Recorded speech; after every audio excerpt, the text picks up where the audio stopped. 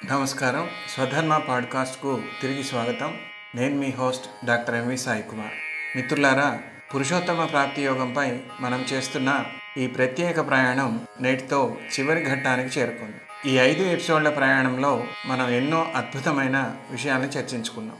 నేటి ఎపిసోడ్లో ఈ అధ్యాయం యొక్క సారాంశాన్ని, అంటే 16 నుండి 20 శ్లోకాల వరకు ఉన్న పరమ రహస్యాన్ని మనం తెలుసుకోబోతున్నాం. కానీ చర్చలోకి వెళ్లే ముందు మన స్వధర్మ రక్షణ ఫౌండేషన్ గురించి 2 మాటలు. మిత్రులారా, జ్ఞానం సేవగా మారినప్పుడే దానికి సార్థకత.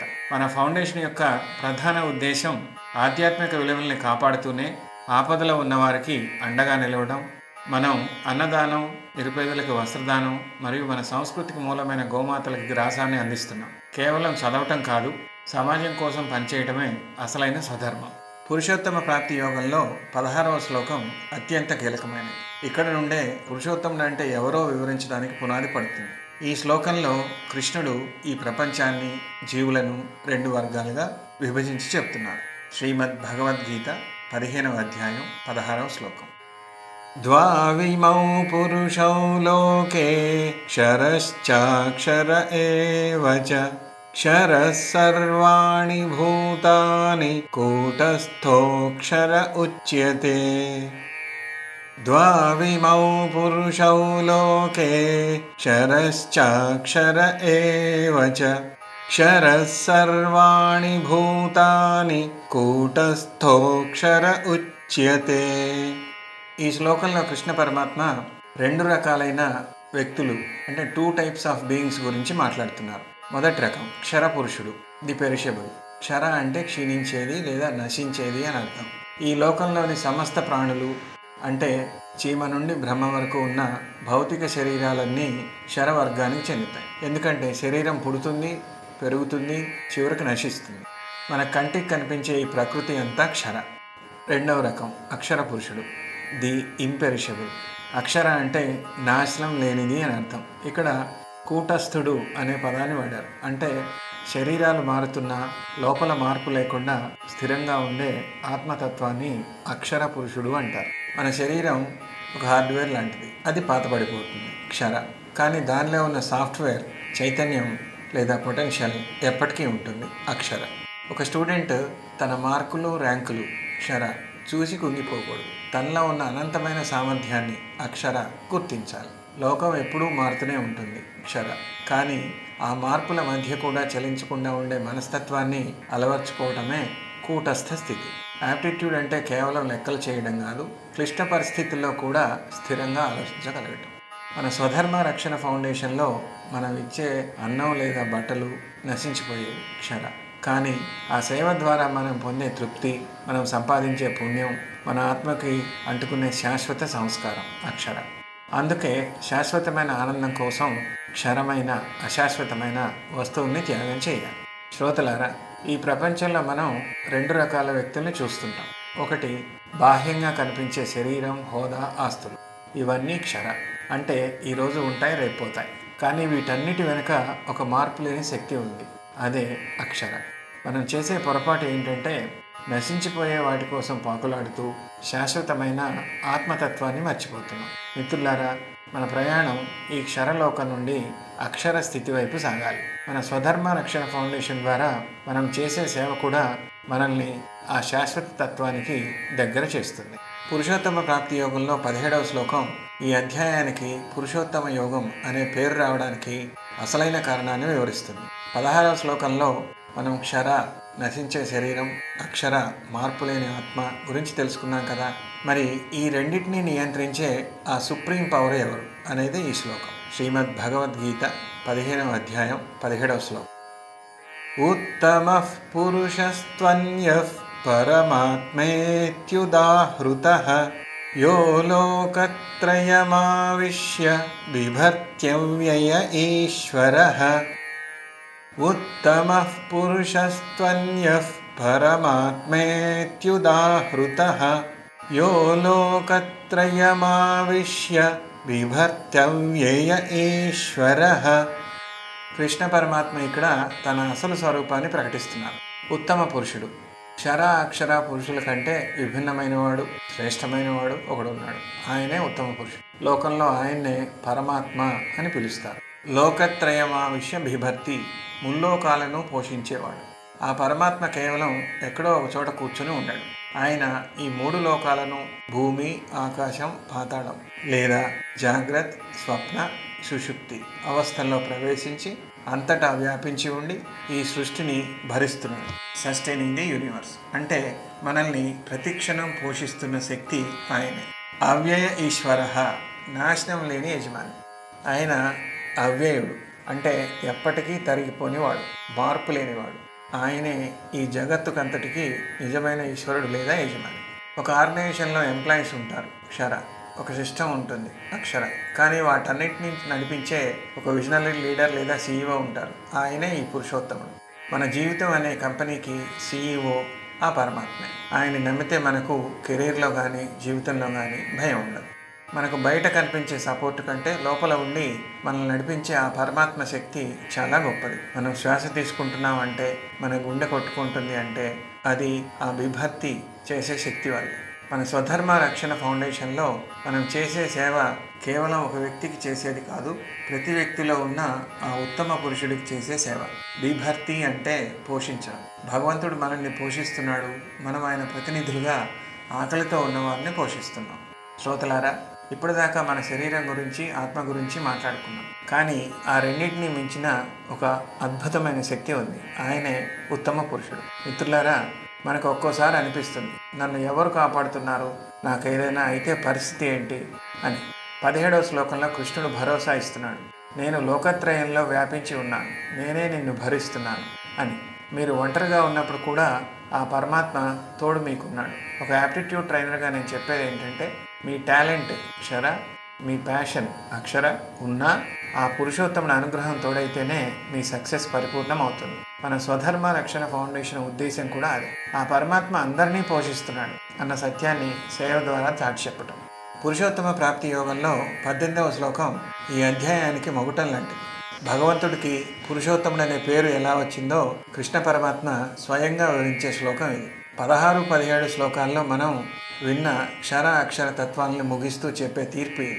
శ్రీమద్ భగవద్గీత 15వ అధ్యాయం 18వ శ్లోకం.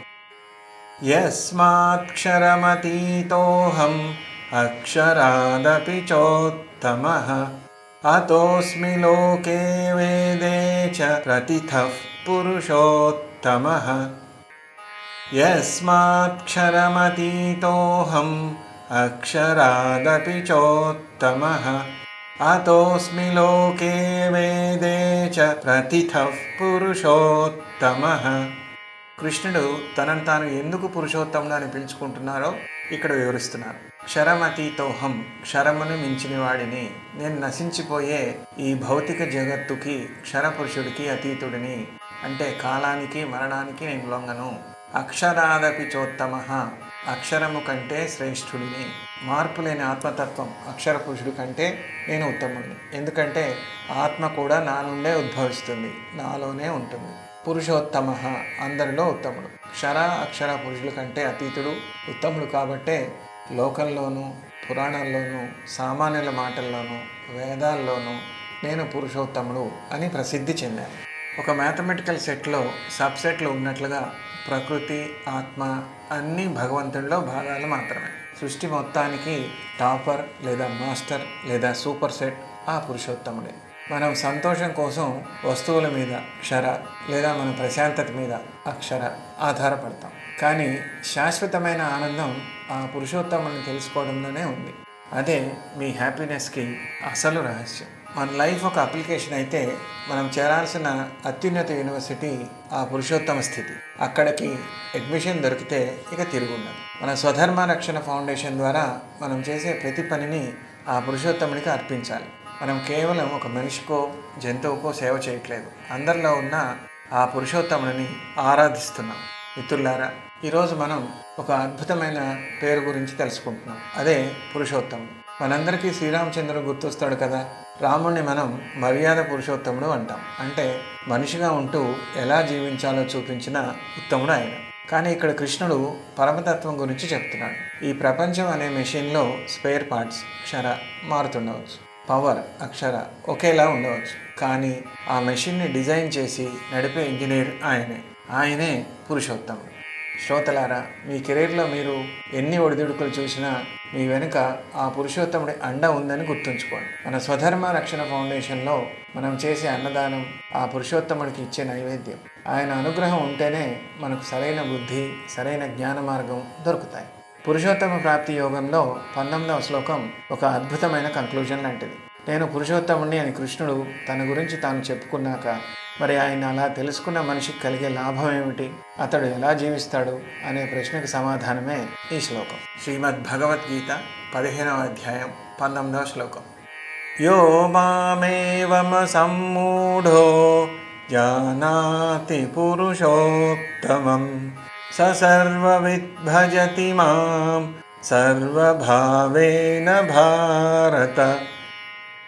యో మామేవమ సమ్మూఢో జానాతి పురుషోత్తమం స సర్వవిద్ భజతి మాం సర్వభావేన భారత. కృష్ణ పరమాత్మ ఇక్కడ తనను తెలుసుకున్న వ్యక్తి యొక్క స్థితిని వివరిస్తున్నారు. అసమ్మూఢో, సందేహం లేని జ్ఞానం.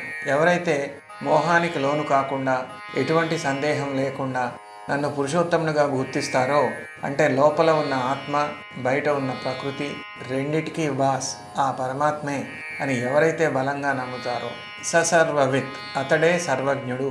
అలా తెలుసుకున్న వ్యక్తిని కృష్ణుడు సర్వవిత్ అంటే అన్నీ తెలిసినవాడు అని పిలుస్తున్నారు. ఎందుకంటే ఒక చెట్టు యొక్క వేరుని తెలుసుకుంటే చెట్టు మొత్తం అర్థమైనట్లే. సృష్టికి మూలమైన పురుషోత్తముని తెలుసుకుంటే ఇక తెలియాల్సింది ఏది మిగలదు. సర్వభావేన భజతి, పూర్తి హృదయంతో ఆరాధించడం. అలాంటి వ్యక్తి నన్ను సర్వభావేన అంటే తన సర్వస్వంతో, తన ప్రతి ఆలోచనతో, ప్రతి పనితో ఆరాధిస్తాడు. అది కేవలం గుడిలో చేసే పూజ మాత్రమే కాదు, అతడు చేసే ప్రతి పనిలోనూ భగవంతుడిని చూస్తాడు. ఒక కాంపిటేటివ్ ఎగ్జామ్లో చాలా లెక్కలు ఉండవచ్చు, కానీ ఆ లెక్కల వెనుక ఉన్న ఒకే ఒక ఫార్ములా లేదా లాజిక్ తెలిస్తే విద్యార్థి సర్వవిత్, అన్నీ తెలిసినవాడు అవుతాడు. అలాగే జీవితం అనే ఎగ్జామ్లో పురుషోత్తముడు అనే మూల సూత్రాన్ని పట్టుకుంటే మిగతా సమస్యలన్నీ చాలా చిన్నవిగా కనిపిస్తాయి. క్లారిటీ లేకపోవటమే దుఃఖానికి కారణం. ఎప్పుడైతే భగవంతుడు నాకు తోడున్నాడు, ఆయనే నన్ను నడిపిస్తున్నాడు అనే స్పష్టత వస్తుందో అప్పుడు ఆటోమేటిక్గా హ్యాపీనెస్ మన సొంతం అవుతుంది. మనం ఒక యూనివర్సిటీలో సీట్ రావాలని అప్లికేషన్ పెట్టినప్పుడు ఆ ప్రాసెస్ మీద మనకు పూర్తిగా నమ్మకం ఉండాలి. అలాగే ఈ జీవిత ప్రయాణంలో ఆ పురుషోత్తముడి మీద నమ్మకం ఉంటే మన అడ్మిషన్ సక్సెస్ అయినట్లే. మన స్వధర్మ రక్షణ ఫౌండేషన్లో మనం చేస్తున్న సేవ సర్వభావేన భజతికి నిదర్శనం. ఒక పేదవాడికి అన్నం పెట్టడం, ఒక ఆవుకి గ్రాసం ఇవ్వడం, ఇవన్నీ ఆ పురుషోత్తమునికి మనం చేసే పూజలు. ఎదుటివారిలో ఆ పురుషోత్తముని చూడటమే అసలైన భక్తి. శ్రోతలారా, మీకు డౌట్ రావచ్చు, సార్ మాకు ఇన్ని కష్టాలు ఉన్నాయి కదా, మేము అన్ని పనులు మానేసి భజన చేయాలా అని. దానికి సమాధానమే ఈ 19వ శ్లోకం. కృష్ణుడు ఏమంటున్నాడంటే, నువ్వు పనులు మానేయక్కర్లేదు, కానీ ఆ పని చేసేటప్పుడు నేను చేస్తున్నాను అనే అహంకారం కాకుండా పురుషోత్తముడి ఆజ్ఞ ప్రకారం చేస్తున్నాను అనే భావం ఉంచుకో.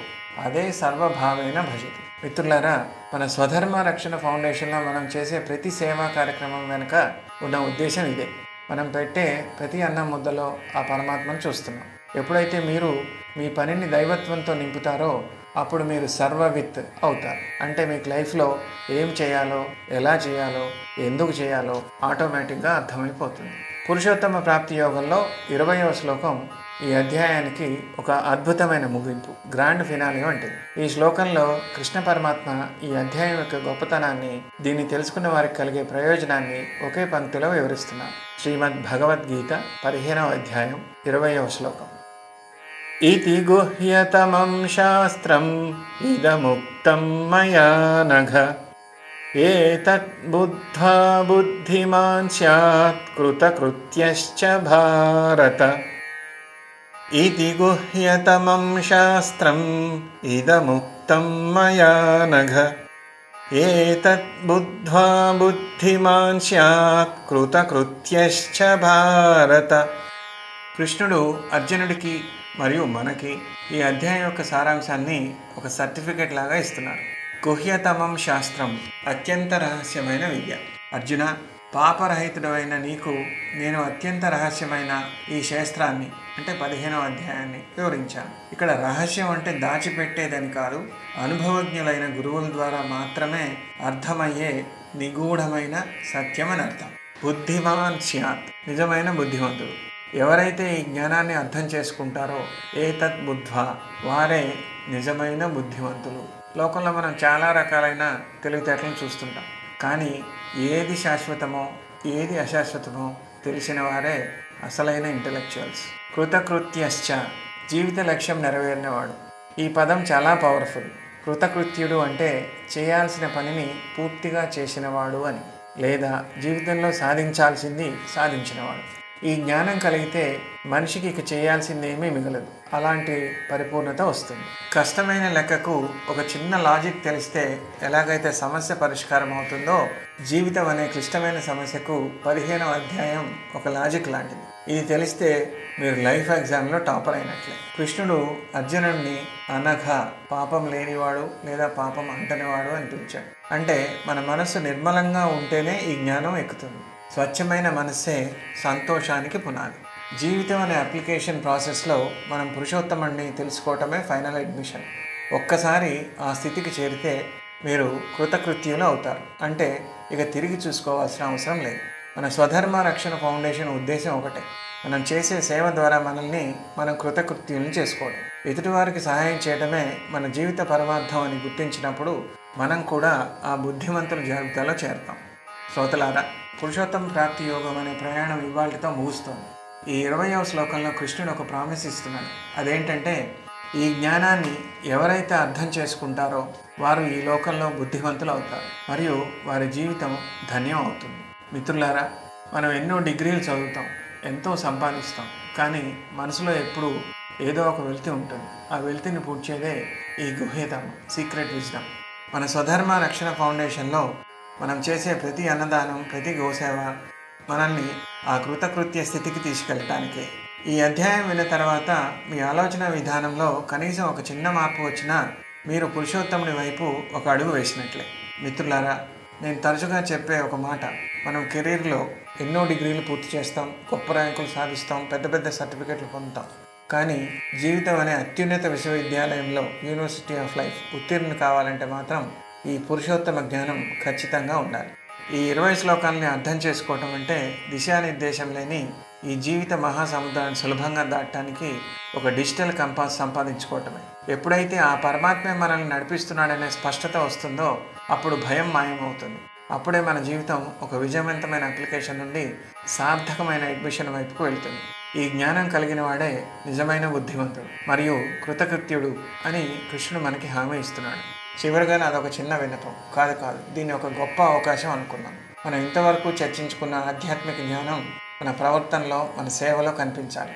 అందుకే మన స్వధర్మ రక్షణ ఫౌండేషన్ ద్వారా మనం చేస్తున్న సేవా యజ్ఞంలో భాగస్వాములు కావాలని మిమ్మల్ని కోరుతున్నాను. చాలామంది అడుగుతుంటారు, సార్ మేము ఆర్థికంగా సహాయం చేసే స్థితిలో లేము, మరి మేము సేవ చేయలేమా అని. మిత్రులారా, భగవంతుడికి కావాల్సింది మీ ధనం కాదు, మీ హృదయం. అందుకే మేము మీకు 2 రకాల అవకాశాలను అందిస్తున్నాం. సేవ, వాలంటీరింగ్ టైం. మీరు ధన సాయం చేయలేకపోయినా పర్వాలేదు, మీ సమయాన్ని మాకు విరాళంగా ఇవ్వండి.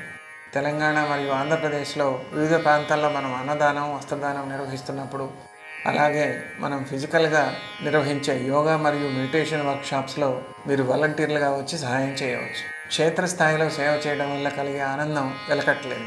దానం, ఫైనాన్షియల్ సపోర్ట్. ఎవరికైతే తీరిక లేక స్వయంగా రాలేరో వారు మీ శక్తి మేరకు ఆర్థిక సహాయాన్ని అందించి మా సేవా కార్యక్రమాలని ముందుకు తీసుకెళ్ళచ్చు. మీరు ఇచ్చే ₹1 లేదా మీరు కేటాయించే 1 గంట సమయం అయినా అది ఆ పురుషోత్తమునికి చేసే సేవగానే మేము భావిస్తాం. మీరు వాలంటీర్గా చేరాలన్నా లేదా విరాళం అందించాలన్నా డిస్క్రిప్షన్లో ఉన్న గూగుల్ ఫామ్స్ లింక్ని ఫిల్ చేయండి, లేదా స్వధర్మ అని 7569142964 అనే మొబైల్ నెంబర్కి వాట్సాప్లో మెసేజ్ పంపండి. మిత్రులారా, స్వధర్మం అంటే బాధ్యత. ఆ బాధ్యతని కలిసి నిర్వర్తిద్దాం. ఈ 5 ఎపిసోడ్ల సిరీస్ని ఆదరించినందుకు మీ అందరికీ ధన్యవాదాలు. పురుషోత్తముడి అనుగ్రహంతో మీ జీవితం జ్ఞానంతో, సేవతో నిండాలని మనస్ఫూర్తిగా కోరుకుంటున్నాను.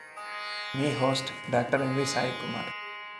లోకా సమస్తా సుఖినో భవంతు. లోకా సమస్తా సుఖినో భవంతు. ఓం శాంతి శాంతి శాంతి.